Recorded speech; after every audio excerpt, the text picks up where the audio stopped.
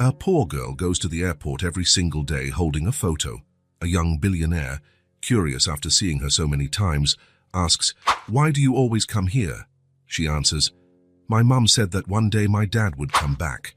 When she shows him her mom's picture, he freezes and starts crying uncontrollably. The main lobby of the airport was a world of its own. People of all types crossed the wide space in different directions, lugging suitcases, checking their watches, talking on their phones. A place where stories brushed against each other without ever truly meeting. Noah Parker walked through it as if he owned the place, exuding the confidence of someone used to opening doors simply by showing up. Dressed in a navy blue suit that cost more than many cars, the CEO of Tech Vision checked his phone messages for what felt like the 1,000th time. Launching the new international branch had consumed all his time in recent weeks. It was an ambitious project, requiring constant meetings in different cities to align the details of the massive deal that would change the company's standing. "Mr. Parker, your priority boarding starts in 10 minutes, informed Sarah, his personal assistant, as efficient as ever. "Thank you, Sarah. Go on ahead." "I want to stretch my legs a bit more." Sarah nodded and walked away, leaving him alone with his thoughts. It was in that brief pause in his frenetic schedule that Noah noticed her for the first time. A small girl sat alone on one of the metal benches. She didn't look lost or scared, just waiting. Her legs swung in the air, not reaching the floor. She wore a red coat far too big for her, clutching a photograph in her hands that seemed to have been folded and unfolded hundreds of times. What caught Noah's attention was the way she studied every passenger crossing her line of sight. Her watchful eyes scanned face after face, as if looking for someone specific. After each disappointment, she would glance again at the crumpled photo, seemingly seeking confirmation that she was indeed searching for the right person. Noah felt a strange twinge in his chest, a discomfort, like an unwelcome memory threatening to surface. There was something uncannily familiar about the scene. "Final call for priority boarding on flight 745 to Boston," the loudspeaker announced. Forcing himself to tear his gaze away from the girl, Noah headed for the gate. Business awaited him. A $2.7 billion acquisition could not be delayed by passing sentimental impulses. 3 days later, while boarding a flight to Chicago for a crucial meeting with investors interested in the new branch, Noah saw her again. Same bench, same red coat, same photograph. The same intense concentration as she examined each passing face. Something about that silent dedication deeply unsettled him. "That girl," Noah found himself asking one of the airport employees, "is she always there?" The man looked in the direction Noah indicated and smiled with familiarity. "Oh, yeah. The little one in the red coat. She comes almost every day after school. Her mom works at the bookstore in the terminal and lets her wait there. Everyone knows her by now. And what is she looking for?" The employee shrugged. "No one's sure. She doesn't talk much. She just sits there, looking at everyone who walks by, probably just a child's game." But Noah knew it wasn't a game. There was a seriousness in that girl's expression that was almost painful to see. That same Friday, returning from a meeting in Seattle with the architects responsible for the new branch design, Noah encountered her once more. It was already late evening, and the airport traffic had diminished considerably. The girl was still there, tireless in her solitary vigil. Noah could no longer ignore that presence that, for some inexplicable reason, disturbed him so much. Something about that constant waiting stirred parts of himself he preferred to keep dormant. Memories of another airport, of another farewell. Grace. The name appeared in his mind without warning, like an unwelcome visitor knocking at the door. Grace, with her bright eyes and easy laughter. Grace, to whom he had promised he would return after just 1 year in Silicon Valley. Grace, whom he had left behind while climbing rung after rung in his brilliant career.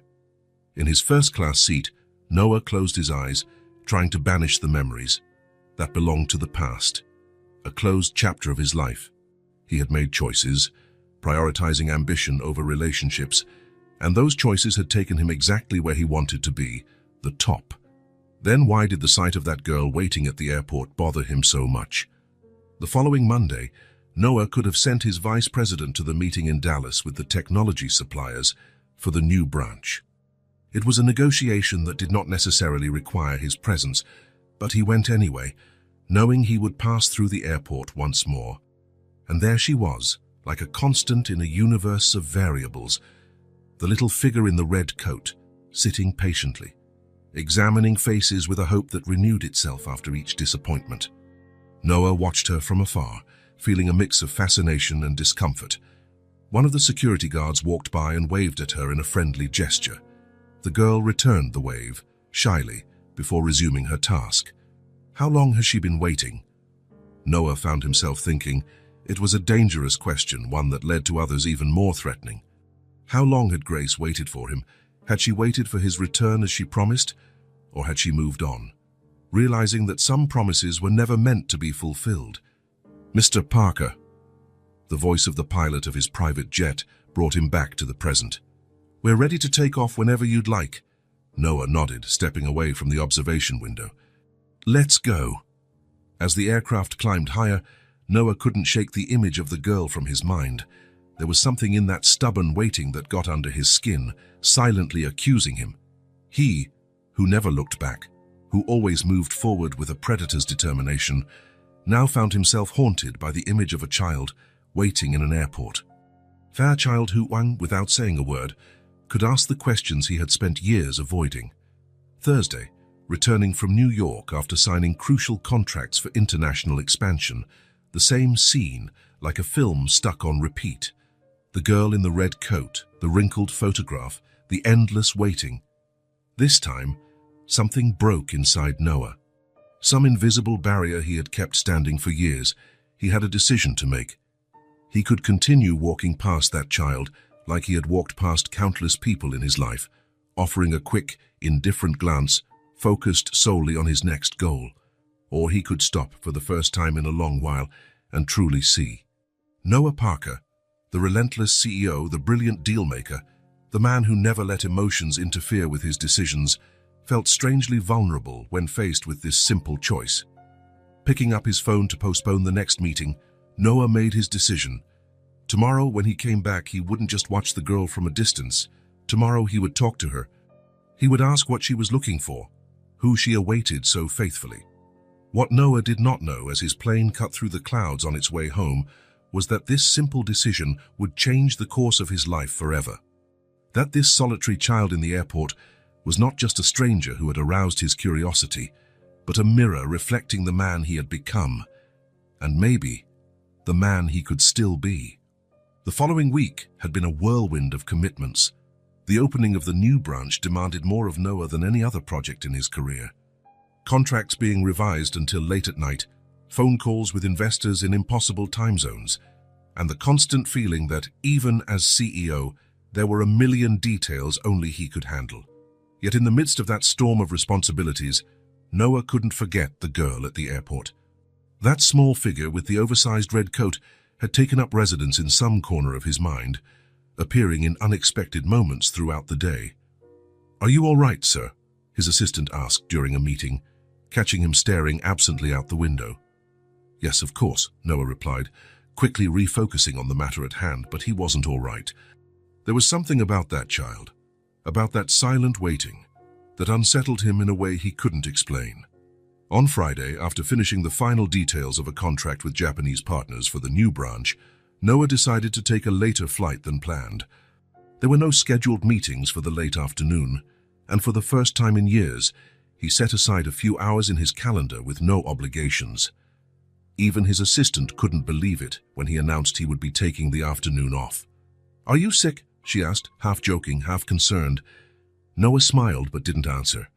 How could he explain that he was rearranging his schedule, dropping important obligations, just to speak to an unknown child in an airport? He himself barely understood his own actions. The airport lobby was busier than usual that Friday afternoon. Tourists eager to start the weekend, executives returning home after days of business trips. Noah navigated through the crowd with the ease of someone who knew every corner of that place. And there she was, right on time as always, the little Emily sitting on the same bench, holding the same photograph, watching each face with the same endless hope. Today, however, would be different. Today, Noah would not merely observe from afar. He approached slowly, feeling an unfamiliar hesitation. Here, he was not the ruthless CEO, the negotiator who closed billion-dollar deals without blinking. He was just a man approaching a child, unsure of what to say. "Hi," he finally said, stopping at a respectful distance. The girl looked up, surprised someone had addressed her. Her large, bright eyes studied Noah for a moment, as though trying to place him in some memory. "Hi," she responded, her voice timid but not afraid. "You're the man who always walks by here." The observation took Noah by surprise. He hadn't expected to be recognized. "Yes, that's me. My name is Noah." "What's yours?" "Emily," she said, adjusting herself on the bench that was too big for her. "Do you work here at the airport?" Noah smiled at the innocent question. "No, but I travel a lot. That's why I'm always passing through." He hesitated for a moment. "May I sit down?" Emily nodded, scooting over to make room on the bench. Noah took a seat, keeping a polite distance. There was something surprisingly natural about the interaction. He had expected the girl to be more wary of strangers. "You're always here," Noah commented, trying not to sound too direct. "Are you waiting for someone?" Emily's face lit up at the question, as though pleased someone was finally asking. "I'm waiting for my dad," she answered simply. "He went on a really long trip a while ago, but he's going to come back someday." Noah felt his chest tighten. There was something profoundly sad in those words, spoken with such childish certainty. "A really long trip?" he asked gently. Emily nodded, her eyes shining with a mix of pride and longing. "Mom says he had to travel to do important things. That he's really smart and works with computers." She recited it like a story she had heard many times before. "One day he'll come back, and I want to be here when it happens." "And how will you recognize him?" Noah asked, his voice barely above a whisper. Emily raised the photograph she was holding, as though answering the most obvious question in the world. "Mom says he'll look like this picture, and he'll recognize me right away because we look alike." "May I see the photo?" Noah asked, carefully extending his hand. Emily hesitated for a moment, as though the picture were her greatest treasure. Then, with the trust only children can grant to strangers, she handed it to Noah. "This is my mom," Emily explained, pointing to the image. "Dad took this photo before he left." Noah lowered his gaze to the worn, weathered photograph. Everything around him seemed to slow down, the bustling noise of the airport fading into a distant murmur. In the photo, a young woman smiled at the camera, her brown hair falling in soft waves around her shoulders, and her eyes seemingly bright even on the faded paper. Grace. The same Grace he had left years ago, promising to return after just 1 year in Silicon Valley. The same Grace whose heart he had broken when the calls became fewer, the promises more hollow, until silence consumed them both. Noah froze. His entire body felt paralyzed, trapped in a devastating moment of recognition. The years had been kind to Grace. In the photo, she appeared more mature, but still as beautiful as he remembered. It was impossible. And yet, it made perfect sense. "Are you okay, Mr. Noah?" Emily's worried voice pulled him back to reality. Noah realized he had been silent far too long, staring at the photo with an expression that must have alarmed the girl. Now tears were sliding down his cheeks, something that hadn't happened in years. He wiped them quickly, trying to regain composure. "Yes, I'm fine," he managed to say, his voice betraying the emotion. "Your mum is very beautiful." Emily beamed with pride. "She's the prettiest in the whole world, and the smartest too. She teaches books at a big school." "Literature," Noah murmured, more to himself than to Emily. Grace had always wanted to be a literature teacher. She spoke of it with shining eyes when they first met, back when Noah was just a programmer with big dreams and not much else. "How did you know?" Emily asked, tilting her head curiously. Noah's heart raced. He had gone too far already. "I guessed from the way you talked about her," he improvised, returning the photo with trembling hands. "Emily, how long has your dad been away?" The girl thought for a moment, furrowing her brow as she tried to figure out a time clearly beyond her understanding. "Since before I was born," she finally answered.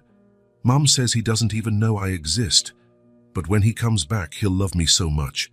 Each word stabbed Noah's chest like a knife. The guilt he felt was overwhelming, mixed with something dangerously close to hope. Calculations formed automatically in his mind, the time since he left Grace, Emily's probable age. Could it be? "Why are you crying again?" Emily asked, noticing fresh tears that Noah hadn't even realized were falling. "Sometimes grown-ups get emotional when they hear beautiful stories," he responded, wiping his face with the back of his hand. "Your story reminded me of someone I met a long time ago." Emily studied him with unsettling intensity, as though seeing straight through the layers of defense he'd built over the years. "Did you leave someone waiting too?" she asked with the brutal frankness only children possess. The question hit Noah like a punch. How could he answer that? How could he explain to a child the selfish choices adults make, the dreams they pursue at others' expense, the promises they break believing they'll have time to fix them later? "Yes," he finally admitted, surprised by his own honesty.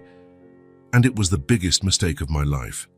Emily nodded, taking it all in with a seriousness that went beyond her age. "Mum says everyone makes mistakes, even adults. The important thing is to apologize for real." A sad smile formed on Noah's lips. There was a wisdom in those simple words that made all his success, his entire corporate empire, seem small and insignificant by comparison. "Your mum is very wise," he said, his voice thick with emotion. Just then, an announcement sounded over the loudspeaker, informing passengers about a flight that had just landed. Emily looked hopefully toward the arrivals area, her hope renewed as it was every single day. Noah watched that persistent hope with a knot in his throat. How many days had this child, possibly his child, waited for someone she believed would return? How many daily disappointments had she endured with such silent determination? Guilt now blended with something more complex, a burning desire to be the one she was waiting for, to deserve that kind of devotion. Somehow, this child had achieved what no board of directors, no competitor, no corporate challenge ever had. She had cracked the emotional armor of the powerful CEO Noah Parker. "Emily," he said softly, struggling to keep his voice steady. "Are you going to be here again tomorrow?" "Every day," she replied, as though it were the most obvious thing in the world. "I never know when my dad might arrive." Noah nodded, standing up from the bench.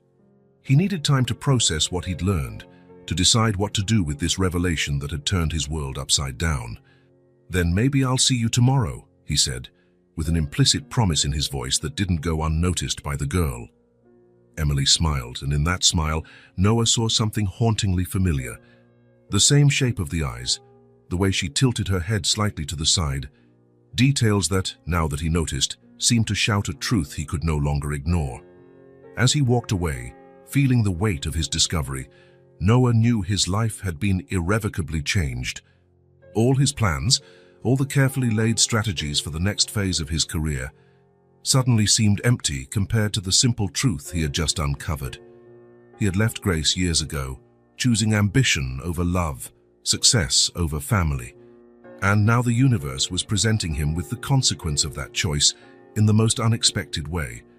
A small girl in a red coat, patiently waiting at an airport for the father who never knew she existed. Noah arrived home late that night. His penthouse apartment, with its panoramic view of the city, felt strangely empty. A vast space filled with expensive furniture and professionally curated artwork, all perfect and flawless and utterly lifeless. He tossed his Italian leather briefcase onto the marble counter and poured himself a whiskey. Even the 12-year-old liquor couldn't calm the storm inside him. The image of that photograph wouldn't leave his mind. Grace. And Emily, that observant child with unshakable hope. He walked to the floor-to-ceiling window that dominated one wall, looking out at the city lights below. He had worked tirelessly to achieve all this. Every decision, every sacrifice, every relationship left behind, justified by the success he achieved. At 38, Noah Parker was the youngest CEO in the tech industry to run a company of that caliber. Business magazines called him a visionary, a strategic genius. But that night, standing before that window with Grace's face burning in his memory, Those titles felt empty. Emily, he murmured at his own reflection, distorted by the city lights. Could she really be my daughter? The possibility was terrifying and, at the same time, oddly comforting. As if a missing piece he hadn't even known was lost had suddenly appeared, offering a chance to complete a long-abandoned puzzle. The phone rang, interrupting his thoughts. It was Mark, his vice president, with some crisis needing immediate attention. Something about the contracts for the new branch.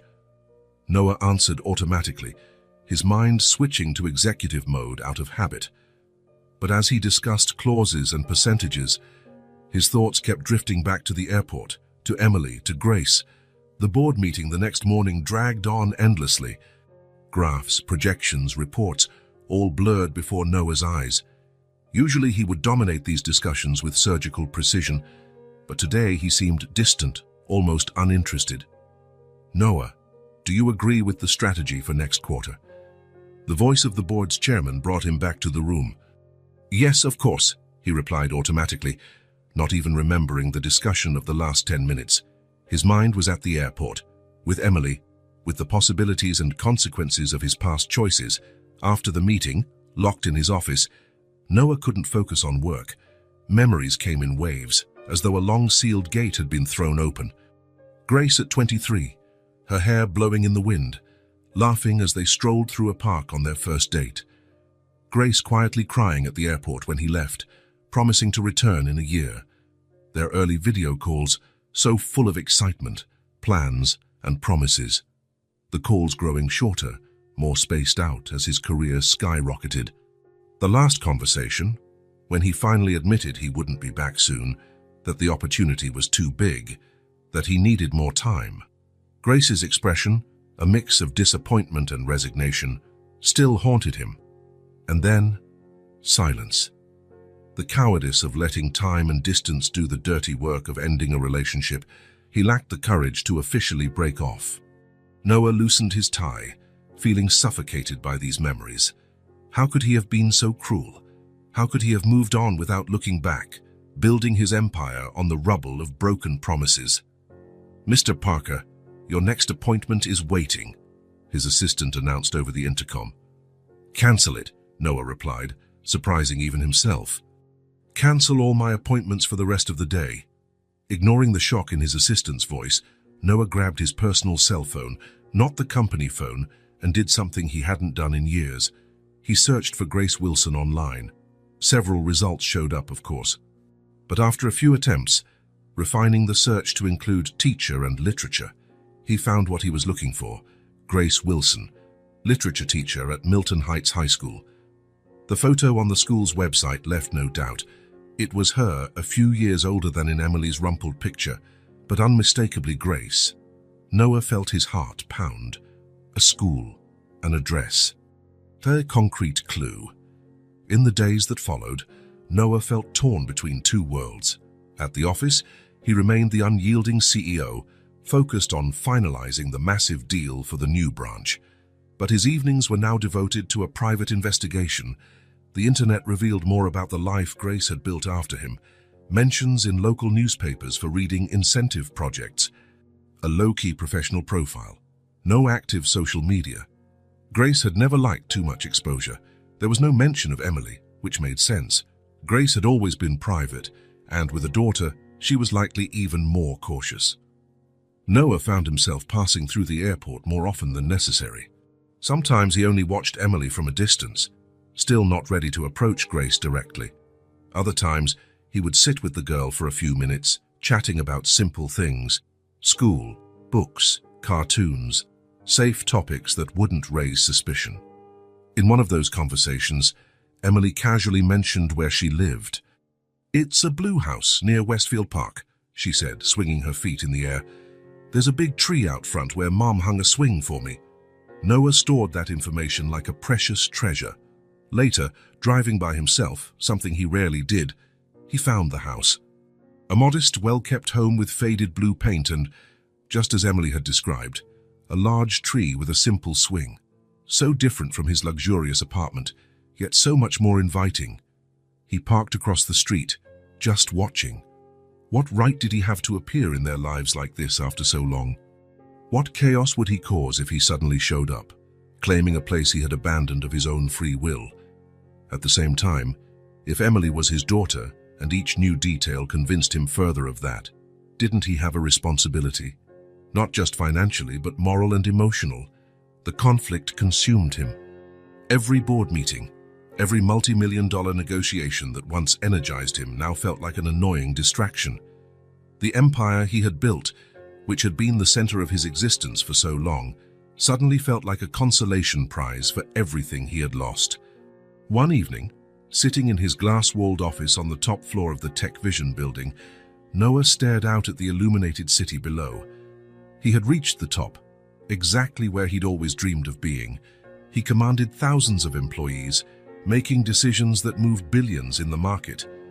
And still, he had never felt so empty, so incomplete. The portrait of his success was just a shiny facade, hiding the failure of the man he really was.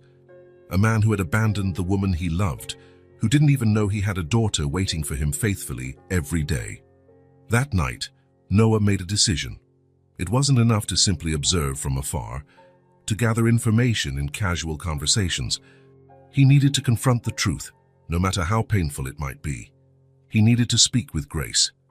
Leaving his suit jacket draped over his chair, a symbolic gesture of temporarily casting aside his mantle of power, Noah left the office. It was time to find out if there was still a chance to fix what he had broken so many years ago. The decision was made, but carrying it out was another story. Noah spent 3 days planning what he would say to Grace. He imagined every possible scenario, every reaction, every word. That's how he ran his company, by anticipating all outcomes, preparing for every eventuality. But this was different. This was personal. And Noah Parker hadn't dealt with personal matters in a very long time. On a Thursday afternoon, after cancelling a video conference with European investors, unthinkable just weeks ago, Noah drove himself to the neighborhood where Grace and Emily lived. He had left his executive attire at home, opting for jeans and a simple shirt.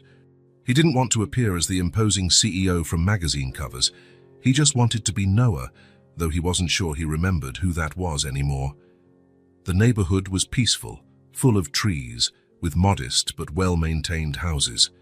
Children rode bikes on the sidewalk. An elderly man walked his dog. A woman watered her garden.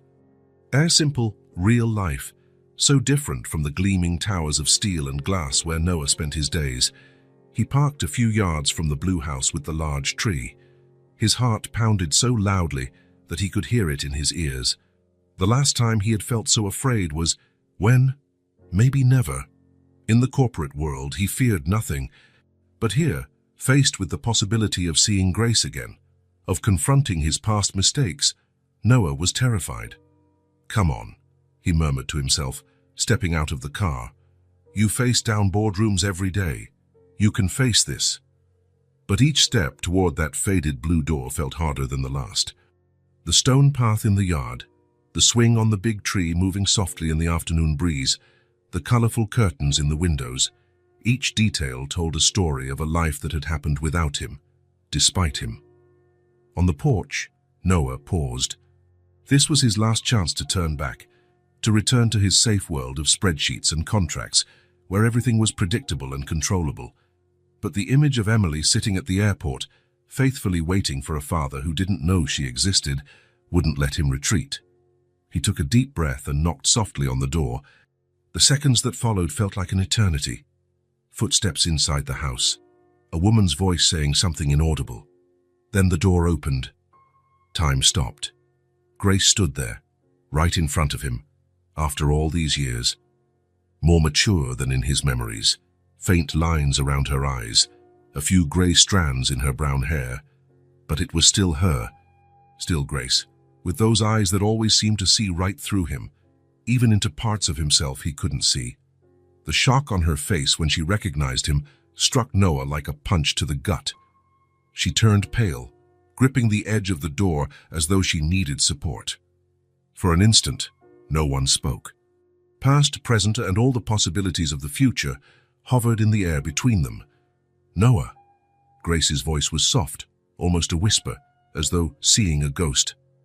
"Hello, Grace," he managed, his own voice unfamiliar to his ears. The initial shock quickly gave way to something harder, more guarded. Grace straightened, lifting her chin. Her eyes, wide with surprise a moment ago, now studied him with cool detachment. "What are you doing here after all these years?" she asked, each word charged with a decade of suppressed hurt.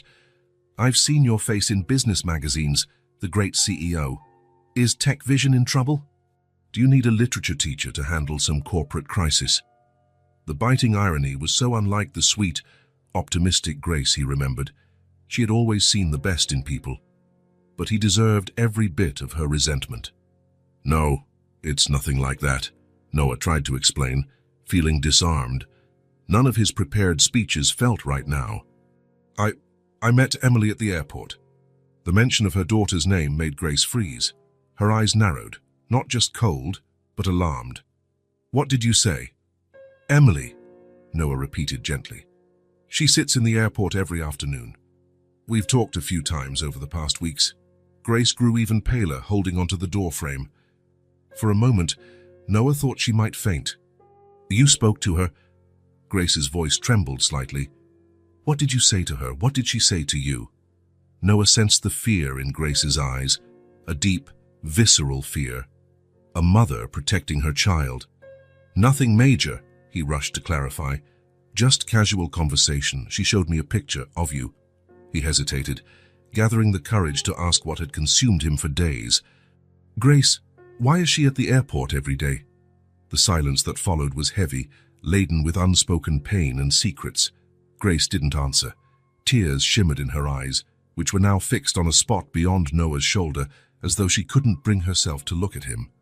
"Grace," Noah pressed, his voice almost pleading. "Emily, is she—" "Stay away from her," Grace cut in, turning to meet his gaze with an intensity that made him step back. "I don't know what you're after now, after all this time, but leave my daughter out of it. She's been through enough." She emphasized "my" in a way that made it clear Emily was hers alone, a family she'd built without him. "I only want to understand," Noah pleaded, feeling lost. If I'm a Grace, I have the right to know." A bitter smile twisted Grace's lips. "Right," she repeated, letting out a harsh laugh. "You lost any right the moment you decided your precious future as a CEO mattered more than us, more than me." Her words hit Noah like a slap. He couldn't deny the truth in them. "I made mistakes," he said, his voice wavering. "Terrible mistakes. But if Emily is my daughter—" "Go away, Noah," Grace interrupted, her voice now tired. "Go away before she gets home from school. She doesn't need this.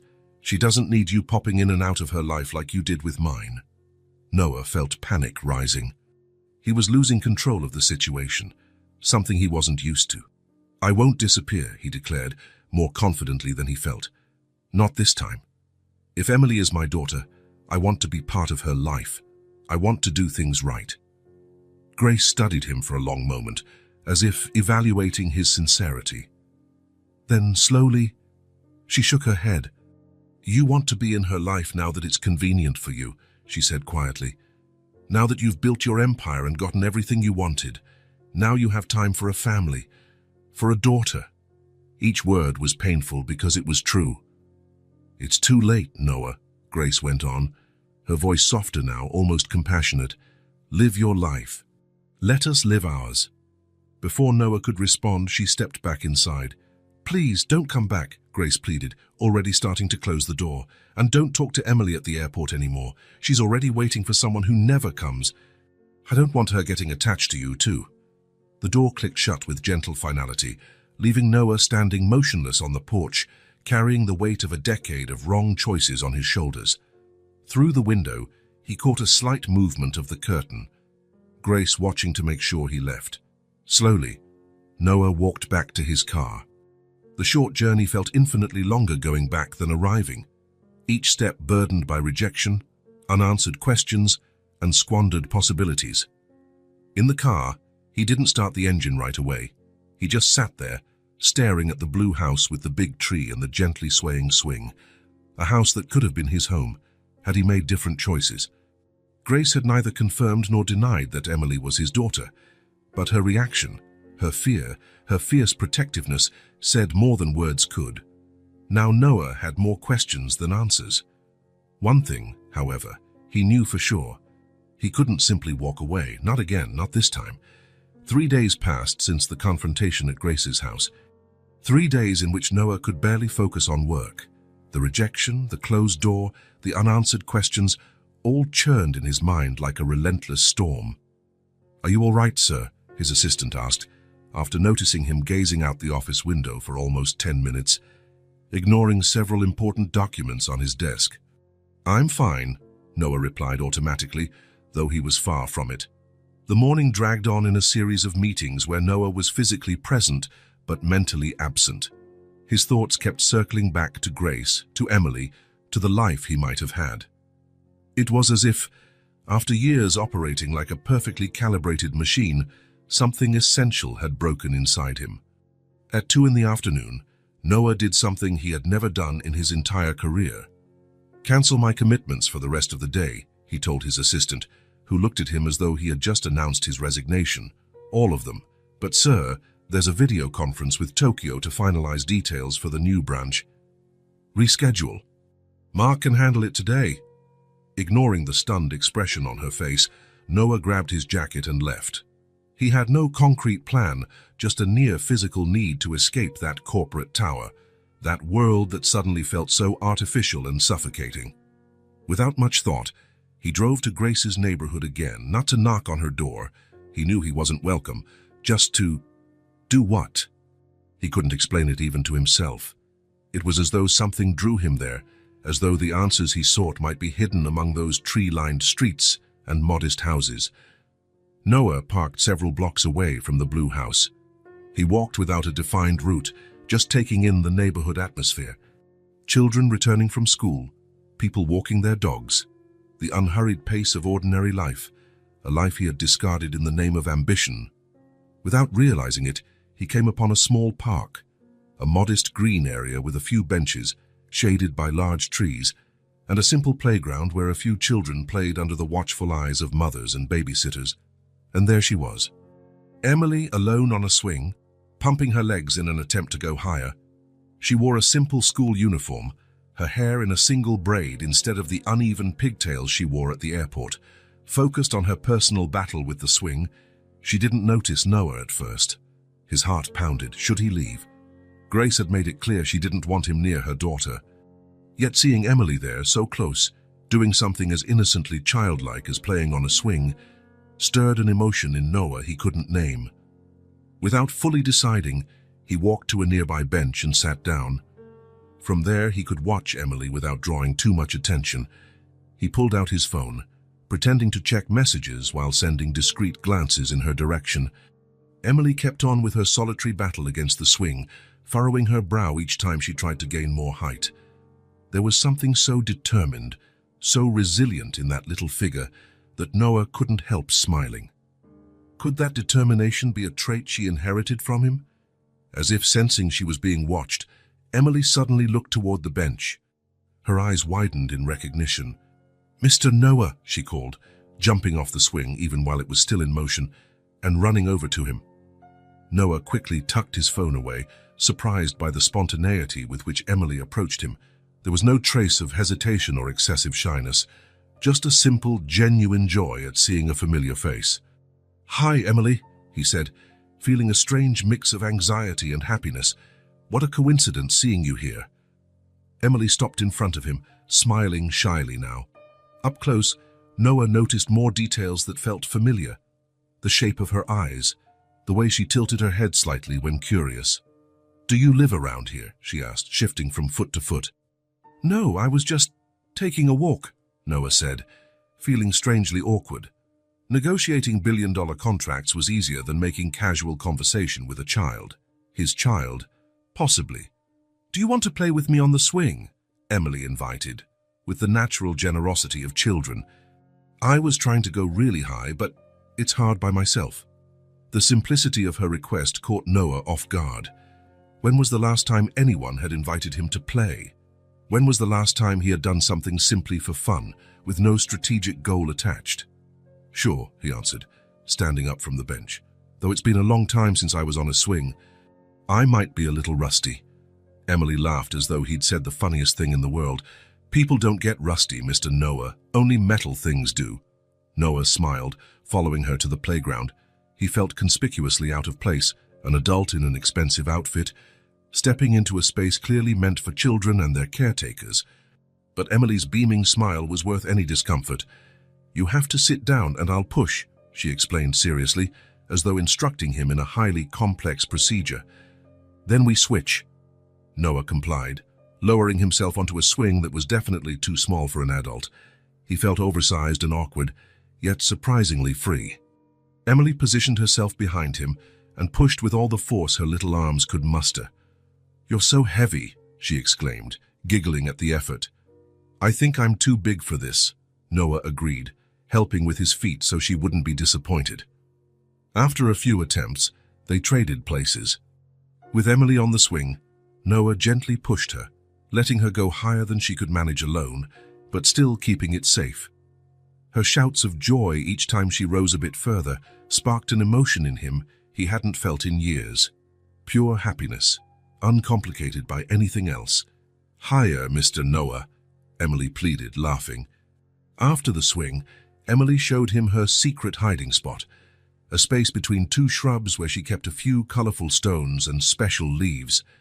She also demonstrated how she could hop 3 times in a row on the hopscotch court without a single misstep, a skill she claimed no one else in her class possessed. The simplicity of that moment, the ease with which Emily welcomed him into her little world, left Noah stunned. How could he connect so quickly, so deeply, with someone he barely knew? Yet at the same time, she wasn't truly a stranger. She was, very possibly, his own daughter. "Do you like ice cream, Mr. Noah?" Emily asked, eyeing a small ice cream cart that had just arrived at the park with the hopeful look only children can master. "Yes, I do," Noah responded. "What's your favorite flavor?" "Chocolate," she replied without hesitation. "Mom says I'm addicted to chocolate, just like my dad." The casual mention hit Noah like a punch. He had always loved chocolate. Coincidence or yet another clue? They bought ice cream and sat on a bench together. Emily chattered on about her school, her friends, her favorite stories, precious fragments of her life that Noah soaked up like a parched man finally finding water. "Mom's going to be home from work soon," Emily noted, glancing at the small digital watch on her wrist, a simple kid's model, so different from the Rolex Noah wore.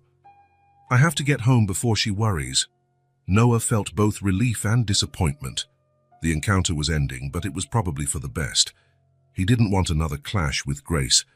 "I had a great time seeing you today, Emily," he said, more sincere than he'd been in his adult life. "Will you come here tomorrow too?" she asked, with a hope that made his heart ache. He hesitated. Should he promise something he might not keep? Wouldn't that just repeat the cycle of disappointments? "I'll try," he finally answered. "I have a lot of meetings, but I'll do my best." The smile she gave him made any meeting, any business, any corporate responsibility seem insignificant by comparison. As he watched Emily sprint toward the park exit, waving one last time before disappearing around the corner, Noah felt something both terrifying and wonderful. In just 1 hour of simple conversation and child's play, that girl had seized a place in his heart greater than any professional success he had ever achieved. And that realization scared him more than anything he had faced in the corporate world. The chance encounter in the park changed something fundamental within Noah. Returning to the office the next day, he found that the priorities which had guided him for so many years now seemed strangely hollow. He looked at his busy schedule and, for the first time, did not see achievements and opportunities but obstacles separating him from what really mattered. "I want you to reorganize my schedule for the next few weeks," he told his stunned assistant. "Nothing after 3 in the afternoon unless it's absolutely crucial for the new branch launch, Mr. Parker, that's unusual," she replied carefully. "We have investors who wait months for just 15 minutes of your time." "Then they'll have to wait a bit longer," Noah answered decisively, "or they can speak to Mark. It's time he took on more responsibilities." The news spread quickly through the company. The workaholic CEO, normally first in and last out, was now leaving the office religiously at 3 o'clock. Speculation ran wild. Some said health issues, others suspected a secret love affair. No one guessed the truth. That Noah Parker, the man who built an empire by prioritizing work over all else, was now structuring his life around near-daily chance encounters with a little girl in a neighborhood park. On the second day after the initial park meeting, Noah returned at the same time. His heart raced when he spotted Emily on the swing again, as though she had been waiting there for him. The genuine smile illuminating her face when she saw him caused a strange mix of joy and sorrow to surge within him. "You came!" she exclaimed, running to him. "I thought you'd be busy with your important meetings." "I found some free time," Noah replied, feeling an odd sense of pride for living up to his promise. That afternoon, they built a fort out of fallen branches and dried leaves. Noah, who led teams of brilliant engineers and renowned architects in constructing the new international branch, now followed orders from a small commander who insisted the door face west to keep out the monsters. The next day, he brought a small book he had bought especially for Emily, after discovering her love of adventure stories. Her eyes lit up with such excitement upon receiving it that Noah felt a lump in his throat. "No one's ever given me a book before except Mom," she said, leafing through the colorful pages with reverence. "Thank you, Mr. Noah." A pattern emerged. Nearly daily visits to the park, always maintaining the facade of a coincidental meeting, always ending before Grace might appear. Every day, Noah learned something new about Emily. Her favorite ice cream flavor, chocolate with cookie chunks. Her favorite color, red, like my coat at the airport. Her dream of having a dog. Mom says our yard is too small. Her favorite teacher, Mrs. Martinez, because she does different voices for every character when reading stories. In return, Noah shared little fragments of his own childhood, stories he hadn't told in so long he'd almost forgotten them, like how he used to build paper airplanes that could fly surprisingly far, how he invented a secret code with his best friend to exchange messages no one else understood, how he loved chocolate just as much as she did. "Just like my dad," Emily said at one point, so confidently that Noah almost confessed everything right then. But he couldn't. Not without talking to Grace first, not without being absolutely certain. Weeks passed, and the change in Noah ran deeper. Meetings he once deemed indispensable were now delegated without hesitation. Reports he once read meticulously were given only a quick glance. His mind often drifted to the park, even when his body remained in the conference room. "What's going on with you?" Mark asked one day, after a video conference where Noah had been noticeably distracted. "Just a few months ago, you were obsessed with this international expansion, and now you barely pay attention to the details." "I'm delegating more," Noah replied vaguely, trusting the team more. In truth, it was more complex. For the first time since leaving Grace, Noah was questioning the choices that had guided him for so long. The success he had once pursued with such determination suddenly seemed like a consolation prize compared to what truly mattered. On a particularly sunny afternoon, 3 weeks after the first park meeting, Noah and Emily sat under the shade of a large tree.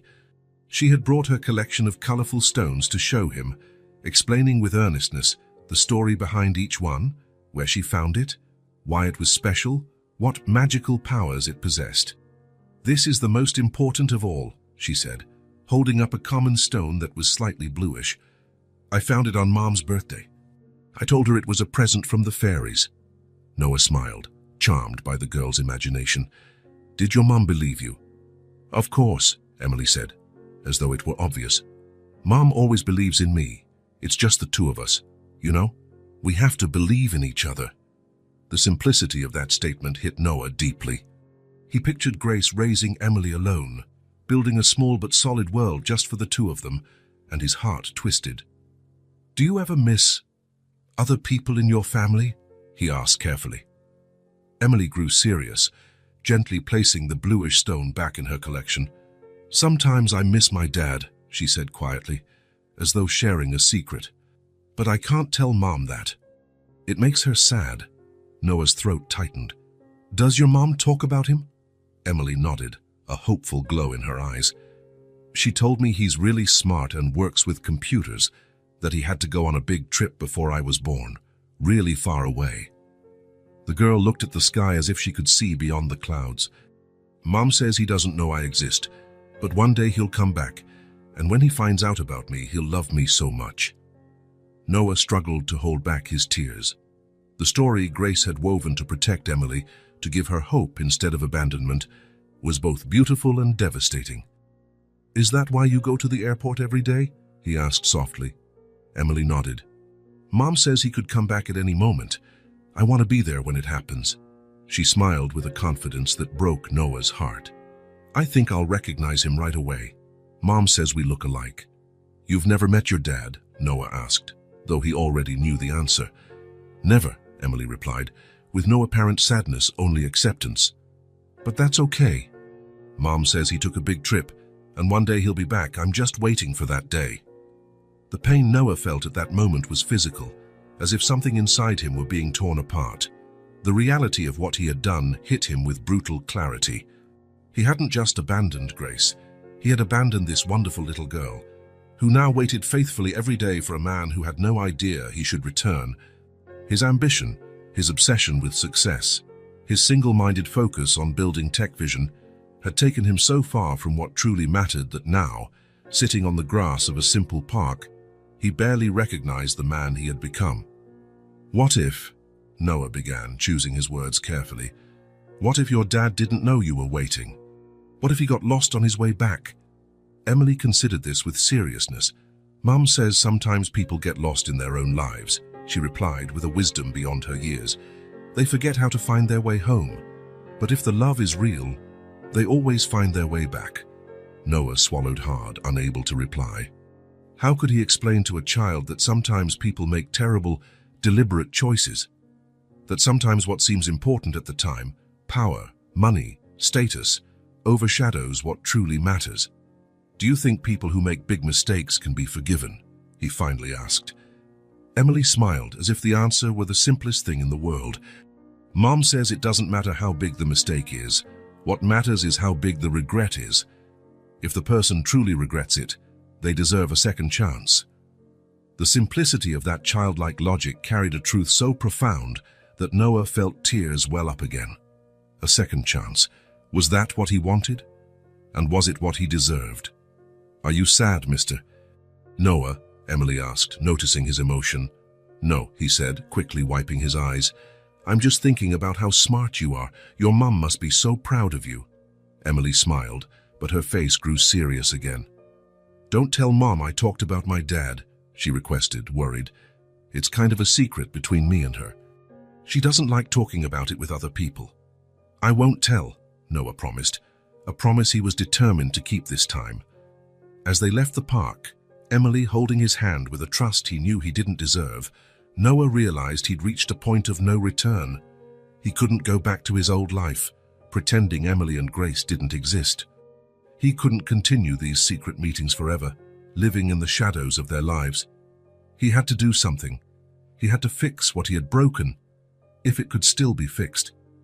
What he didn't know was that, at a distance, partially concealed behind a tree, Grace was watching, her heart torn between fear and something perilously close to hope.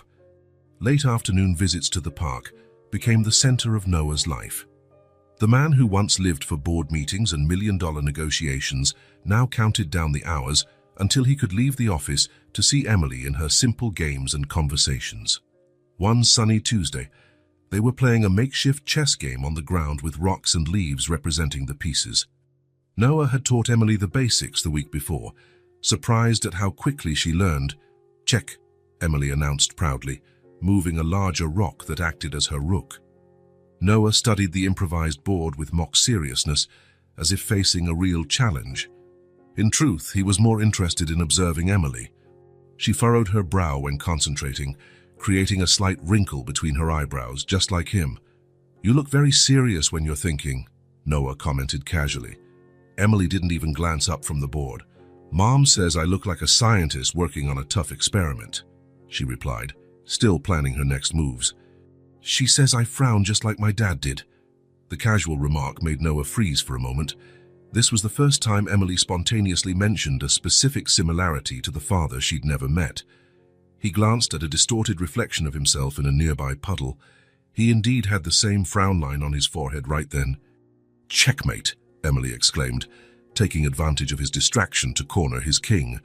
She threw her head back, laughing in victory, and that laugh, a bit low, starting quiet and building, sounded so familiar it gave Noah chills.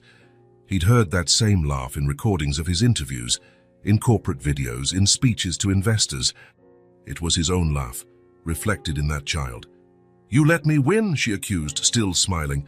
"Never," Noah protested, feigning indignation. "You won fair and square. You have an impressive strategic mind." Emily lifted her chin slightly, proud of the praise. The subtle gesture was yet another mirror. Noah did the exact same thing when receiving praise he felt he'd earned, not with false modesty, but with a calm acceptance of his own ability. These details were so subtle, so ingrained in unconscious mannerisms, they couldn't be learned or imitated. They were inherited, passed along in genes along with eye color and hand shape. That same afternoon, as they enjoyed ice cream on a park bench, Noah noticed Emily's eyes weren't simply brown as he'd first assumed. They were a peculiar shade of hazel, brownish-green with a golden ring around the pupil, exactly like his own. Her distinctive trait that journalists had even mentioned in profiles about him, poetically describing them as amber eyes. "You really do love chocolate, huh?" he remarked, watching her demolish her ice cream with gusto. "It's the best flavor in the world," she replied firmly. "Mom says that when I was a baby, my first word wasn't mama or dada, it was choco." Noah laughed, recalling a story his own mother used to tell, about how his obsession with chocolate started so early he tried to steal candy bars from the pantry before he could even walk. With every small revelation, every shared mannerism, every similarity in taste, it was as though puzzle pieces were falling into place, forming an image he both feared and longed to see completed. "You two seem to be having fun," came a gentle voice from nearby. Noah looked up to see an elderly lady smiling at them. She was a familiar sight in the park, white hair in a bun, often seen feeding the pigeons and chatting with children and parents. "Mrs. Rosa," Emily called happily. "Look, I'm having chocolate ice cream." "I see that, dear," replied the older woman, seating herself on the bench next to them. "And it looks delicious." The woman looked from Emily to Noah, then back to Emily, with that calm, direct observation older people sometimes have. "You know," she said casually, "you two could be father and daughter. You have the same determined look." The comment, made without any intention beyond a friendly observation, struck Noah like a thunderbolt. It was the first time anyone else had vocalized what he had been increasingly sure of. Emily just smiled, oblivious to the sudden tension that gripped Noah. "Mr. Noah is my friend from the airport," she explained to Mrs. Rosa. "He tells me stories about airplanes and faraway places." Mrs. Rosa nodded, as though that explained everything. "Friendships across generations are precious," she said, standing up. "Well, I'll go feed my feathered friends now. You two have a nice afternoon." Noah managed only a tight nod. His heart was racing, and he felt a slight sweat on his forehead despite the cool breeze. "Are you okay, Mr. Noah?" Emily asked, noticing his sudden shift. "Your ice cream's melting." "I'm fine," he replied quickly, trying to steady himself. "I just remembered something important I have to take care of." Emily examined him with her hazel eyes, his eyes, and for a dreadful moment, Noah wondered if she was starting to notice their similarities too. "You look scared," she observed with childlike candor. "Like when my mom saw a big spider in the bathroom." Noah forced a laugh, hoping to dispel the tension. "It's nothing as scary as a spider, I promise." He took a deep breath, trying to change the subject. "So, tell me more about your science project." Emily launched into an enthusiastic explanation of how she was growing beans in cotton balls for her science class. Noah did his best to appear completely engrossed, though his mind was elsewhere. Mrs. Rosa had seen in minutes what had been right in front of him for weeks. It wasn't just coincidences or his imagination seeking connections. The evidence was real, tangible, impossible to ignore. The way Emily furrowed her brow when concentrating, the distinct laugh that started low and built, the slight tilt of her chin when receiving praise, her nearly stubborn determination in the face of challenges, her obsession with chocolate, and those eyes, hazel brown with a golden ring, so unusual they always drew attention. There was no denying the growing certainty. Emily was not just Grace's daughter, she was his daughter. And somehow, he had to find out why Grace never told him about the pregnancy, why she created a story about a faraway father who would someday return, why she let Emily wait at the airport day after day for someone who didn't even know he needed to come back. Watching Emily lick the last traces of chocolate from her spoon, with that intense concentration so much like his own, Noah knew it was time for the truth. He couldn't continue these secret encounters, these stolen moments. He had to confront Grace, demand answers, offer... What? Apologies? Compensation? A lifetime of absence couldn't be erased with words or money. But one thing was certain, he would not run away this time. He would not abandon Emily again, even if she didn't know she had already been abandoned once. "What are you thinking, Mr. Noah?" Emily asked, snapping him out of his thoughts. "You have that concentrating face again, the one that looks like mine. Just like yours," Noah repeated softly. "I'm thinking I need to resolve some important things, Emily. Things I left unfinished for far too long." And for the first time since he'd left Grace years ago, Noah Parker felt ready to face the consequences of his actions. Night was falling when Noah made up his mind. He had spent the last few hours pacing his penthouse like a caged animal. The older woman's words in the park still echoed in his mind. "You two could be father and daughter. You have the same determined look." These were no longer just coincidences. Every piece of evidence fit together, forming a picture he could not ignore. Emily's eyes, so much like his own. The way she furrowed her brow in concentration, the peculiar laugh, the tilt of her chin, the love of chocolate, the determination, and above all, the timeline. He had left Grace almost 7 years ago, and Emily seemed about 6. Noah picked up his phone to call his driver, but paused. No, he wasn't going to show up in his executive car with a uniformed chauffeur. This wasn't the time for power moves or status symbols. It was a moment of truth, of humility. Perhaps the first time in years he'd faced something without the armor of his professional success. He dressed simply, jeans, a t-shirt, and a light jacket. No ties, no expensive watches, nothing that screamed CEO. He took his own car from his building's garage, a model he rarely used. On the drive to Grace's neighborhood, his thoughts whirled. What would he say? How would she respond if his suspicions were confirmed? And what if he was wrong? Near the Blue House, he parked several blocks away. He preferred to walk the remaining distance, using the time to organize his thoughts. The evening air was cool, and the suburban streets were calm. Some families were finishing dinner, glimpsed through the lit windows, scenes of a normal life, a life he had traded for boardrooms and 5-star hotels. Grace's house was one of the few with lights still on. From the sidewalk out front, Noah could see through the living room window. Grace sat on the couch, seemingly grading papers. There was no sign of Emily, probably already asleep. He drew a deep breath and walked to the door. Each step felt laden with meaning, as though he was crossing not just a small front yard, but years of bad decisions and missed opportunities. He knocked gently, not wanting to startle anyone or wake Emily. He heard footsteps approaching, followed by Grace's cautious voice. "Who is it?" "It's me, Noah." Silence. For a moment, he thought she might ignore him entirely. Then he heard the lock turn, and the door opened slightly, with the security chain still in place. Grace's face appeared in the gap, her expression guarded and defensive. "What do you want?" "I asked you not to come back." Noah swallowed hard, recognizing in her gaze the same determination he'd seen in Emily, mother and daughter, protecting each other from a world that could hurt them, from a man who already had. "I need to talk to you, Grace. It's important." "I'm busy," she replied, starting to close the door. "Please," Noah pleaded, something he hadn't done in years. "5 minutes. It's about Emily." The mention of her daughter's name made Grace hesitate. She studied him for a moment, searching for signs of danger, then exhaled in resignation. She closed the door to remove the chain, reopening it.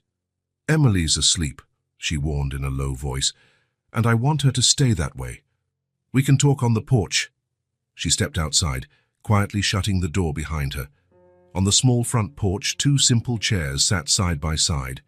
She took one, gesturing for Noah to take the other.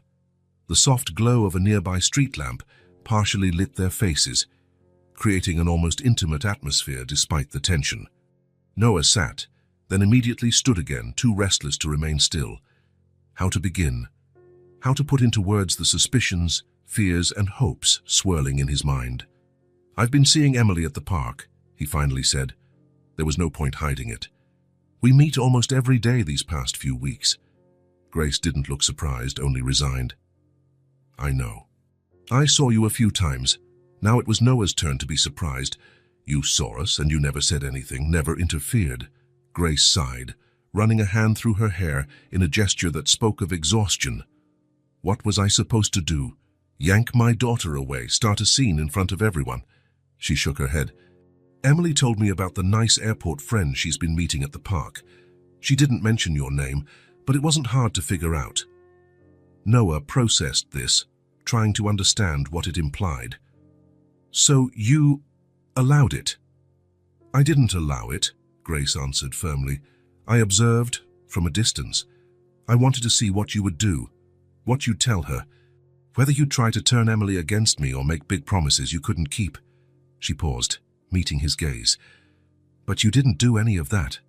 You just played with her, talked to her, like a normal adult with a child." Noah couldn't tell if he should feel relieved or offended at her implied surprise. "I would never do anything to hurt Emily," he said with conviction. "She is—" The words caught in his throat. "She is what, Noah?" Grace pressed, challenging him to say aloud what both of them knew hovered between them. Noah took a deep breath, mustering courage. "Everything about her, the way she frowns when she's thinking, how she lifts her chin when she's praised, her laugh, her eyes." He gestured as though trying to grab hold of these facts from the air. "Even her chocolate obsession. A lady at the park said we looked like father and daughter." Grace remained silent, her face unreadable. Noah continued, unable to stop now. "And the dates. I left almost 7 years ago. Emily is probably 6, and the fact you've been telling her that her father works with computers, that he went on a long trip, that he'll come back someday." His voice broke. "Grace, I need to know the truth. I know I was wrong to choose my career over our love, to put my ambition to become a CEO above everything, but I need to know the truth about Emily." A heavy silence fell. The night breeze rustled the leaves, adding a soft hush to the tension. A dog barked in the distance. When Grace finally spoke, her voice was loaded with years of pent-up emotion. "What do you want me to say, Noah? That you abandoned not just a girlfriend, but an entire family?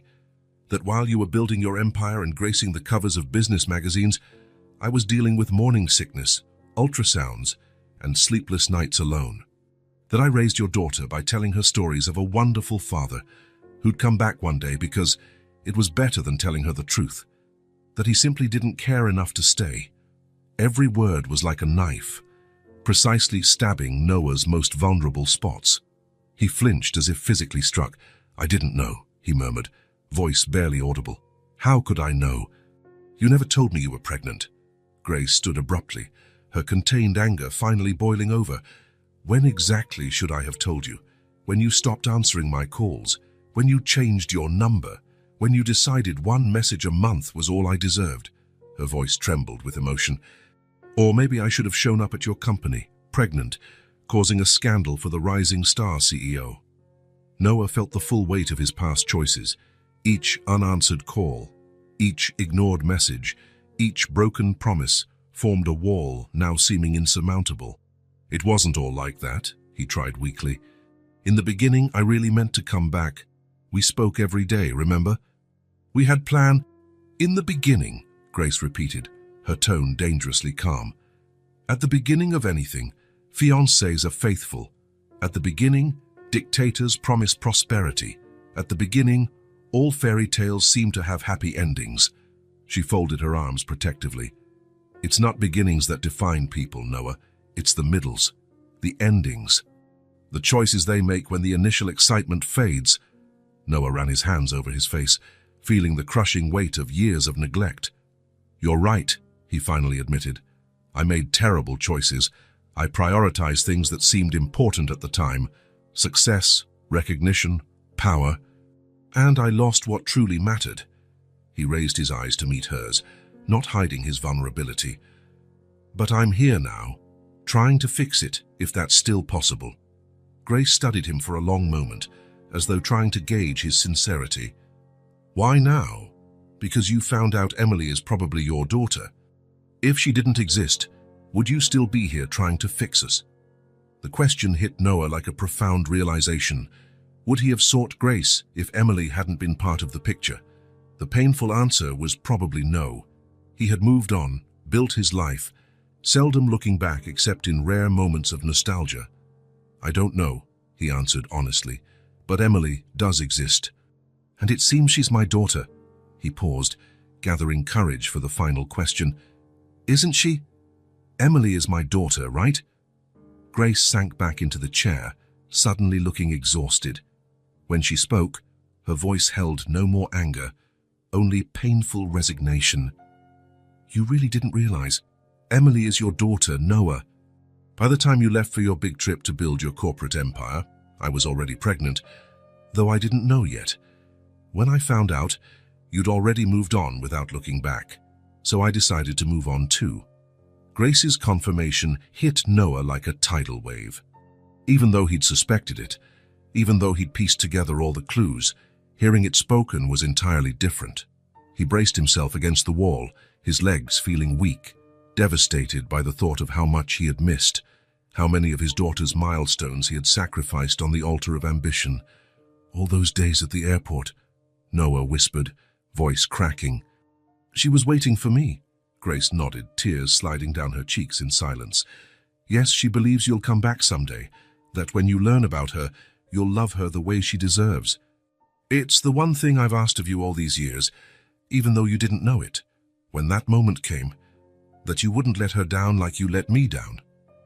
Noah felt tears on his own cheeks. He hadn't cried in public since he was a teen, but he couldn't hold back now. 6 years of first steps, first words, first days of school, 6 birthdays, 6 Christmases, an entire life of small moments, irretrievably lost. "I want to be part of her life," Noah said through tears, his voice both emotional and determined. "I want to know her, really know her, not just as the airport friend. I want her to know who I am." Grace watched him, her face etched with a mix of emotions. "And how do you think that's going to happen?" she asked, not with hostility but with a tiredness born of years fighting alone. "You're just going to show up tomorrow and say, 'Surprise, Emily, I'm your dad'? You'll promise to be around, then vanish when your next billion-dollar deal pops up. You'll want visitation rights on weekends, unless you're too busy closing contracts." Frustration flickered in Noah's eyes. For a moment, the CEO, accustomed to giving orders and having them carried out, threatened to emerge. "She's my daughter.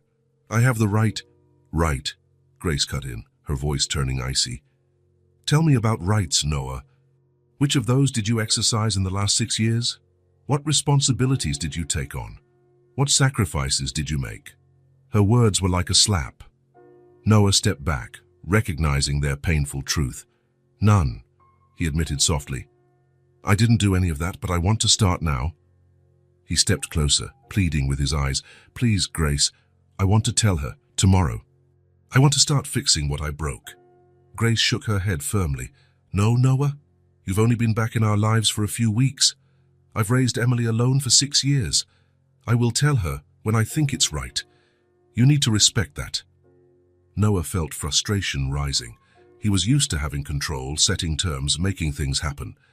The idea of waiting, abiding by someone else's rules, clashed with everything he had become. "But there is no but," Grace said curtly. "It's not just about regret. It's about you truly understanding the value of what you abandoned. All your money and power as a CEO can't buy back lost years, nor do they grant you the right to decide anything about her now." Grace softened her tone slightly, seeing genuine pain in his eyes. "Understand, Noah.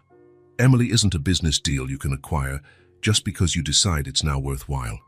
She's a person, a child with fragile feelings and huge hopes about the father she never met.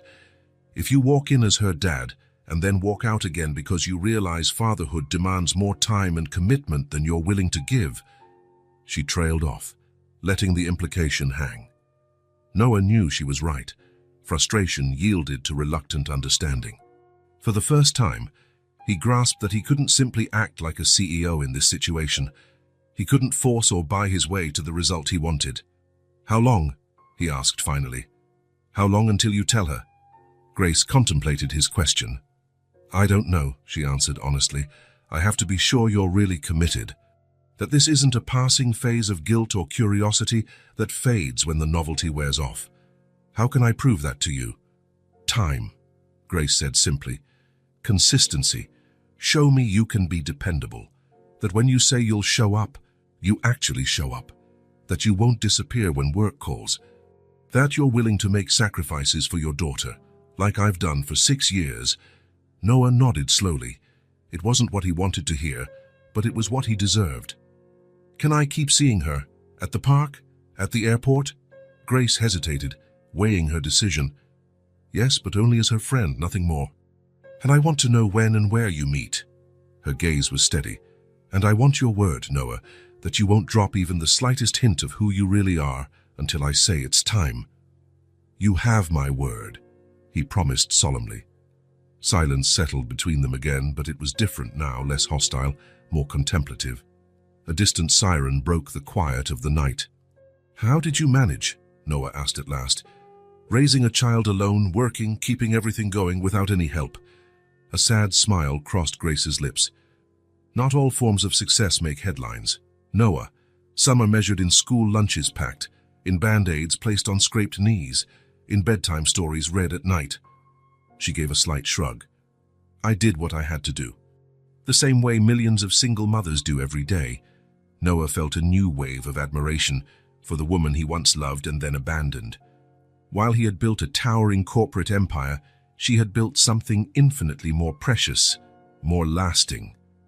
"You're amazing," he said, with no trace of charm or manipulation, just simple truth. "And I regret every day that I didn't see that sooner." Grace didn't answer directly, but her expression softened a bit.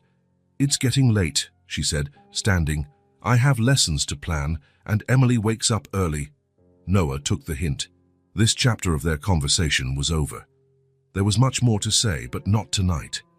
He stood as well, feeling at once exhausted and oddly invigorated. "Thank you," he said quietly, "for telling me the truth, for not stopping me from seeing Emily. For," he hesitated, "for being strong enough to do everything I didn't." Grace nodded, accepting the long-overdue tribute. As Noah descended the porch steps, she called out one last time, "Noah." He turned. "Emily has a ballet recital next week, Thursday 5 in the afternoon at her school." Grace paused before continuing. "She'd be happy if her airport friend were there." Noah felt a lump in his throat. "I wouldn't miss it for anything," he promised, with a conviction he hadn't felt for any business meeting in years. As he walked back to his car, Noah bore the weight of a truth finally revealed. Emily was his daughter. He was a father, an absent, flawed one who'd lost irreplaceable years in pursuit of professional success. But he was also a father with a second chance, a chance to show up for the future, even if the past could never be reclaimed. He looked up at the night sky, dotted with stars he rarely noticed from his penthouse. The vastness overhead seemed to mirror the expansion of possibilities before him. Frightening, challenging, but infinitely more meaningful than any corporate triumph. That night, for the first time in years, Noah Parker wasn't just a CEO. He was a man facing his greatest challenge, learning how to be a father. The weeks following that conversation on the porch brought profound changes to Noah's life. For the first time since founding TechVision, the company was no longer the absolute center of his existence. His office, once occupied until late at night, now sat empty after 3 in the afternoon on most days. Meetings once considered unmissable were handed off to Mark and other executives. International trips, once a constant, were now carefully scrutinized for genuine necessity. "Are you all right, Mr. Parker?" his assistant asked one morning, after watching him decline a conference in Tokyo that could speed up the new branch's launch. "Are you sick?" "Never better, Lisa," Noah answered with a smile that only deepened her confusion.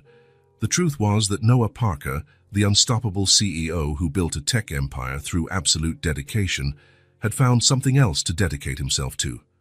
Or rather, someone else. Per the agreement with Grace, Noah continued meeting Emily as the airport friend. They went to the park, ate ice cream, played improvised chess, and talked about books and dreams. Each moment was precious, each discovery about his daughter a gift. Each laugh, each look of admiration, each "see you tomorrow, Mr. Noah," a painful reminder of all the time he'd lost. TechVision's executives watched in astonishment as their leader transformed. Rumors circulated, undisclosed health issues, possibly a looming resignation, or maybe a hostile takeover. None guessed the real reason: a small girl with brown hair and hazel eyes who had melted the heart of the unyielding CEO. Grace noticed the changes too.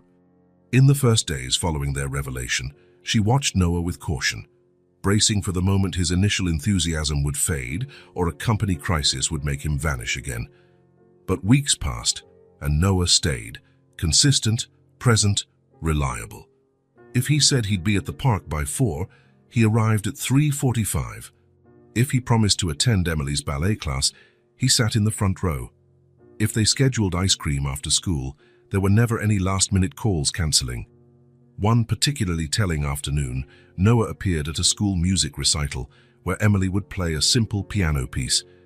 Mid-performance, an urgent call came in, the final contract for the international branch, which he'd been obsessing over for more than a year.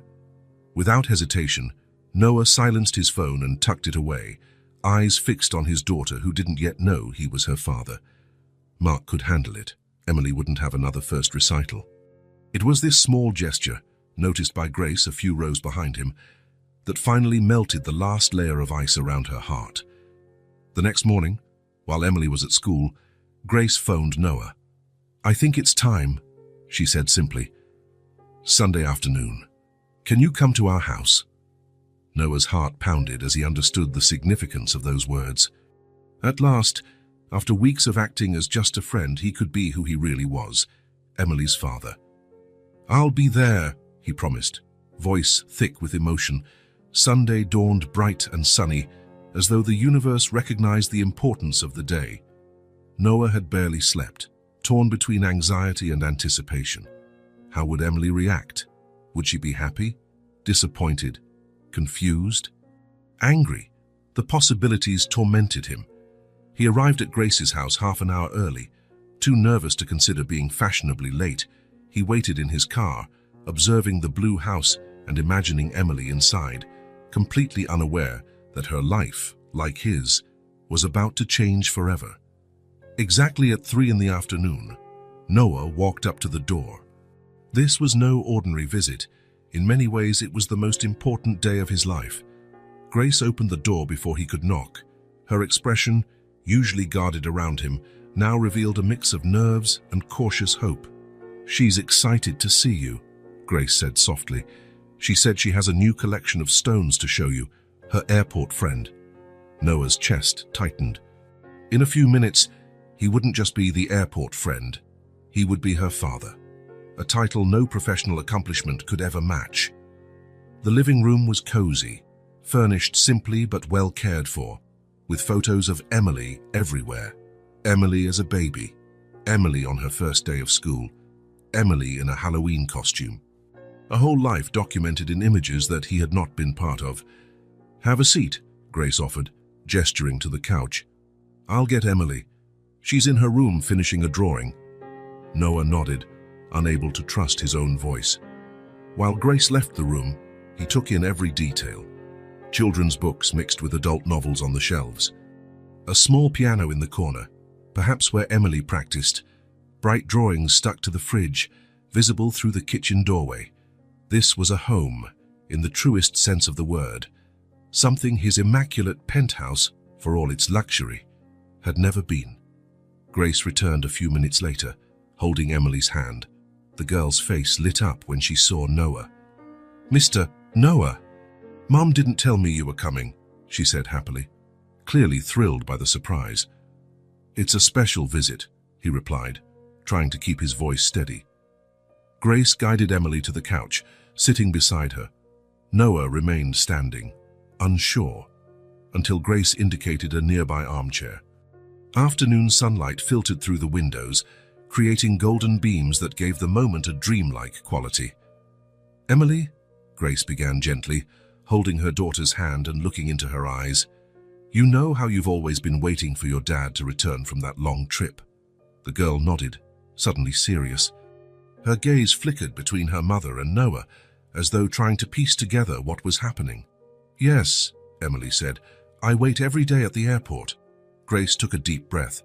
Noah could see how hard this was for her as well. Admitting the truth meant acknowledging years of a well-intentioned lie. At this point, there is a brief interruption in the original text. "A outra campanha está chegando," which seems to be a mistaken or duplicated phrase in the Portuguese version. We'll adapt it smoothly to maintain clarity without changing the sequence of events. The doorbell rang at that moment, cutting Grace off. Emily and Noah both glanced toward the door, puzzled. Grace stood up. "It's part of the surprise," she explained, going to open it. Mark was there, holding a large, colorful box. "I got it, boss, just like you asked," he said, handing the box to Grace with a curious glance inside before leaving with a wave. Grace closed the door and returned to the sofa, placing the box next to Emily. "Your dad came back, sweetheart," Grace continued, as though the interruption had always been planned. "He's here." She indicated Noah with a gentle gesture. Emily looked at Noah, then at her mom, then back at Noah. Her eyes widened as realization slowly dawned, like puzzle pieces finally snapping into place in her young mind. "You're my dad?" she asked in a small voice, almost a whisper. "The one Mom said was an important man with a big company." The world seemed to stand still at that moment. Noah felt the gravity of her question, the enormity of this revelation. Slowly, he knelt to her level, tears brimming in his eyes, and he didn't bother to hide them. "Yes, Emily, I'm your dad," he answered, his voice shaky with emotion. "And I'm so sorry it took me so long to come back." Emily remained silent, her expression a mixture of emotions so deep it almost hurt to witness. For a dreadful instant, Noah feared she might reject him, that 6 years of absence had created a chasm too wide to cross. Then, without warning, she lunged forward, throwing her arms around him with all the strength her small frame allowed. Noah hugged her back, tears now flowing freely. He could feel her heartbeat pounding against his chest, her quick breathing, the slight tremor in her body. "I knew you'd come back," Emily murmured against his shoulder. "I waited all this time at the airport. Mom said you'd come back one day." Over Emily's shoulder, Noah locked eyes with Grace. She too was crying, watching the scene with a mixture of emotion and relief. Emily's waiting had finally ended. The story Grace had woven to spare her daughter the pain of abandonment now had an unexpectedly happy outcome. "We brought something for you," Grace said, opening the box that Mark had delivered. From inside, she pulled out a large teddy bear, almost as big as Emily, with a red bow around its neck, her favorite color. "Your dad picked it out," Grace explained. "He wanted you to have a special present for today." Emily accepted the bear, hugging it along with Noah, as though she couldn't decide which she loved more at that moment. "Can I show my room to my dad?" she asked, the word "dad" sounding perfectly natural on her lips, as though it had always been there, waiting for the right moment. Grace nodded, and Emily grabbed Noah's hand, tugging him eagerly with the vibrant energy of a child proud to reveal her world.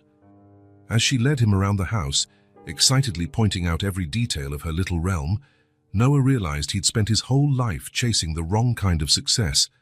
He'd built an empire but lost a kingdom far more precious, the formative years of his daughter, the growth of a love Grace had once offered so freely. Some mistakes couldn't be fully undone. The lost time could never be recovered. But maybe, just maybe, there was still room for a new beginning. A different path where success was measured, not in acquisitions and profits, but in smiles, hugs, and shared moments. For the first time in his adult life, Noah Parker wasn't thinking about the future in terms of strategic goals or 5-year plans. He was thinking only of the next minute, the next hour, the next day with his newly discovered daughter. And, surprisingly, that was more than enough. Silence filled the boardroom when Noah Parker finished his announcement. Effective immediately. I'll be cutting my workload by 50%. Mark will take on additional responsibilities as COO. Charles Whitman, the oldest board member, was the first to speak. Noah, we're at a critical phase with this new branch. This hardly seems like the right time to reduce your involvement. Noah smiled, something rare in those meetings. Charles, 6 weeks ago, I would have agreed with you. But I recently discovered I have a 6-year-old daughter, a daughter I never knew. She needs me more than this company ever did. Around the table, expressions ranged from shock to disbelief. Noah Parker, the workaholic who transformed Tech Vision into a tech powerhouse, was now talking about fatherhood as his priority. This isn't a negotiable decision, Noah continued. Tech Vision will continue to grow, but not at the expense of my family. Not anymore. As people began filing out, Mark approached Noah, still processing the news. Are you sure about this? We sacrificed a lot to get here. That's exactly the problem, Mark. I sacrificed things I never should have. Now I'm trying to fix that before it's too late. In the days that followed, Noah adjusted to a new routine. Every Tuesday and Thursday, he dropped Emily off at school. The first time was a minor disaster. He arrived too early, parked in the wrong spot, and entered through the teacher's gate. But seeing Emily dash toward him, shouting, "Daddy!" outweighed any embarrassment. "This is my dad," she told her friends proudly, with a mixture of shyness and delight. "He works with computers. He took a long trip, but now he's back." The simplicity of that explanation, so close to what Grace had always told her, but now transformed into truth, never ceased to move Noah. On Mondays, Wednesdays, and Fridays, he arrived punctually to pick her up. In the beginning, other moms stared with curiosity. The impeccably dressed executive looked out of place among the typical crowd, but as the weeks passed, the suits gave way to casual clothes, and his stiff posture became relaxed as he talked about homework and classroom antics. "Mr. Parker, could you help with the school's summer fair?" one of the teachers asked one afternoon. 5 years earlier, he would have written a check just to avoid participating. Now he replied, "Of course. You can count on me. And please, just call me Noah." Grace's dinner table, once the private domain of mother and daughter, now frequently seated Noah as well. Simple home-cooked meals that he appreciated far more than any Michelin-starred restaurant. Gradually, the three formed small traditions: pizza on Fridays, Sunday walks in the park, bedtime reading sessions. "You read differently from Mum," Emily remarked one night. "You do voices for all the characters." "Is that good or bad?" Noah asked, uncertain. Emily considered the question seriously. "It's just different. I like both ways." "Mum says different doesn't mean better or worse, just different." Noah nodded, appreciating how Grace's wisdom shone through in Emily's words. Not that everything was perfect. There were tense moments, boundaries tested. Noah, used to having absolute control at work, sometimes struggled to accept that when it came to family matters, his was just one opinion, often second to Grace's greater experience. Grace, for her part, wavered between gratitude at seeing her daughter's happiness and fear that Noah might revert to old habits. Whenever his career beckoned, "How do I know you won't vanish again when a major crisis hits the company?" she asked one night after Emily was asleep. "How do I know this isn't just the novelty of fatherhood?" Noah didn't answer right away. It was a fair question. "I can't prove something that hasn't happened yet," he finally said. "All I can do is show you, day after day, that my priorities have changed." "That I've changed," Grace observed him closely, looking for any sign of deceit but found only sincerity. "Emily's already suffered too much waiting for a dad who wasn't there," Grace said gently. "Don't hurt her now that she's finally found you." Business journals were quick to notice the changes. First came the fact Noah delegated to Mark the presentation of quarterly results. Then the cancellations of international conferences, his absence at major dinners, and the empty office after 3 o'clock. "What happened to Noah Parker?" blared the headline of the Business Chronicle. From workaholic to missing in action, the mysterious transformation of TechVision's CEO. The article speculated about trouble within the company, undisclosed health problems, even a possible mental breakdown. No one considered the simpler truth. The man who built an empire had discovered his most important project in a suburban blue house, clad in a red coat, patiently waiting for him. One afternoon, a major security breach threatened one of TechVision's top products. The engineering team was in a panic, millions of customer data records potentially at risk. Normally, Noah would have dropped everything, no matter how long it took. But that night, Emily had a ballet presentation, her first time dancing in front of an audience who knew that her father would be watching. "Mark, you and the team have 2 hours to come up with a plan," Noah announced. "I'll be back after 7. My daughter has a show, and I promised her I'd be there." Mark's face showed both incredulity and admiration. "But Noah, this is a crisis, I know," Noah finished, grabbing his jacket, "and we'll solve it. After I watch my daughter dance like a butterfly for 3 minutes." Only Grace and Emily witnessed Noah's expression during the show. Emily, wearing improvised blue wings, timidly fluttered among other tiny butterflies. There, in the third row of an elementary school auditorium, the powerful CEO of TechVision quietly wept tears of joy and sorrow for the moments he had missed.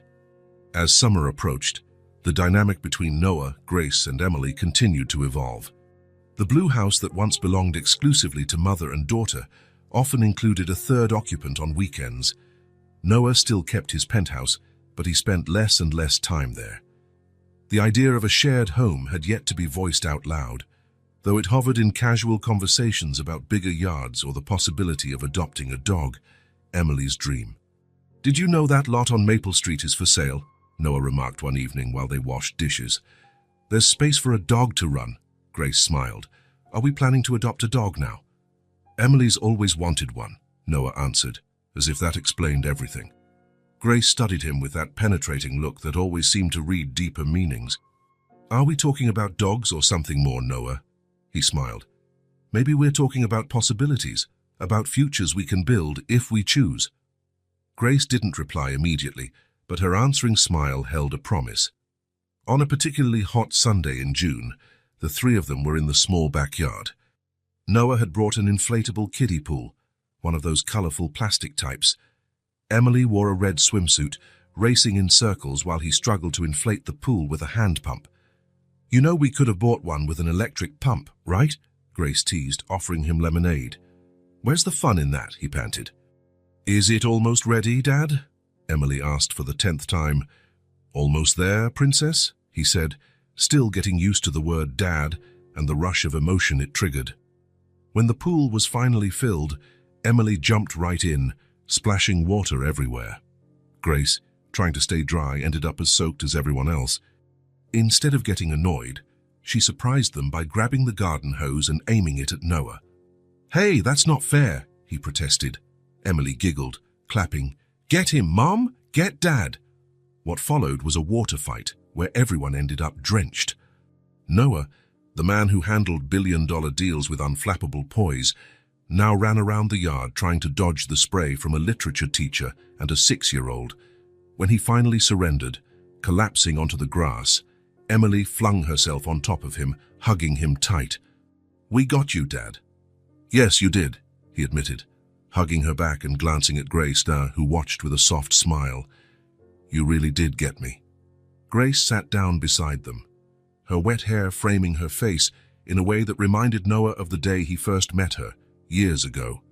It had been love at first sight then, and now, in a surprising twist, he felt that same love rekindling, deeper, more mature, and more profound. Emily, lying between them, pointed at the sky. "That cloud looks like a dog," she said dreamily.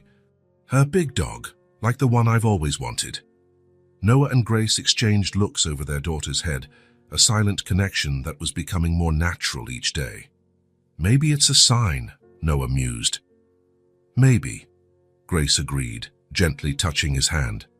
In that perfect late afternoon moment, Noah Parker finally understood the truth he had been searching for throughout his adult life. Success wasn't measured in acquisitions or business headlines. It wasn't found in boardrooms or private jets. True success was right here, in this modest backyard, in a wet, giggling embrace, in a shared moment of genuine happiness. The trip that really changed his life wasn't the one he took years ago that led him to the CEO's office.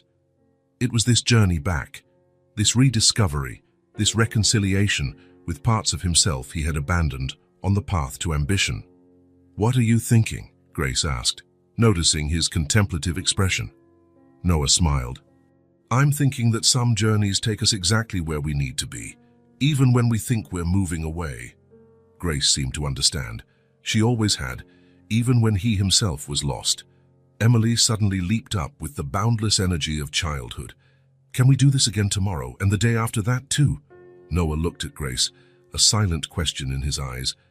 She smiled, the same smile he had once left behind, one he had somehow found again. "Tomorrow and the day after," Grace agreed, "and any day we want." And so, as the sun set over that little backyard, Noah Parker, not the CEO, but the father, the man who had finally discovered his true purpose, embraced the moment with gratitude. A new beginning, achieved by someone who learned the hard way that true success isn't measured by corporate titles but by moments like this, simple, genuine, and filled with love.